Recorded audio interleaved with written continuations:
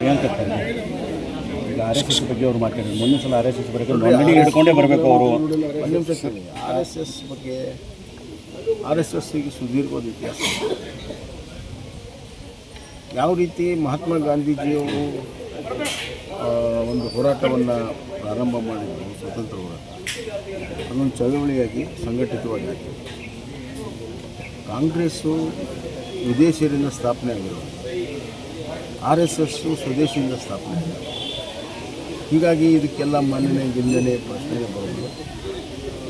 ಸಾಕಷ್ಟು ರಿಜಿಸ್ಟರ್ಡ್ ಅಥವಾ ಅನ್ರಿಜಿಸ್ಟರ್ಡ್ ಸಂಸ್ಥೆಗಳು ಇನ್ನೂ ಬೇಕಾದಷ್ಟಿದ್ದಾರೆ.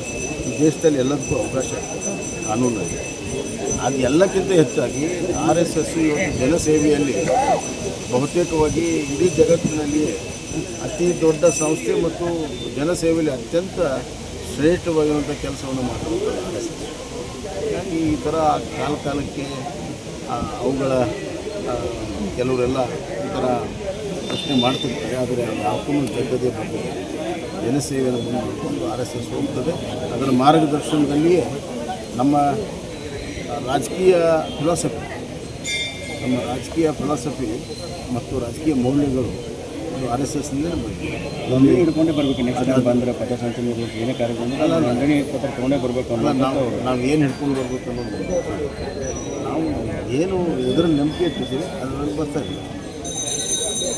ರಾಜ್ಯಸಭೆ ಚುನಾವಣೆ ಆಯ್ತು, ನೀವು ರಾಜ್ಯಸಭೆದಾಗ ಏನಿಲ್ಲ, ಪರಿಷತ್ತು ಮತ್ತು ರಾಜ್ಯಸಭೆ ಏನಂತ ರಾಜ್ಯಸಭೆ ವಿಧಾನ ಪರಿಷತ್ ಚುನಾವಣೆಯಲ್ಲಿ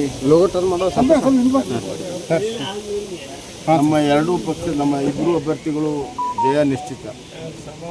ನಮ್ಮ ಹೆಚ್ಚುವರಿ ಮತಗಳನ್ನು ನಮ್ಮ ಮೈತ್ರಿ ಪಕ್ಷ JDSನ ನಾಯಕರು, BJPಯ ನಾಯಕರು ಕೂತ್ಕೊಂಡು ಯಾವ ರೀತಿ ಯಾರಿಗೆ ಏನೇನು ಕೊಡಬೇಕು ಅನ್ನೋದನ್ನು ತೀರ್ಮಾನ ಮಾಡ್ತಾರೆ.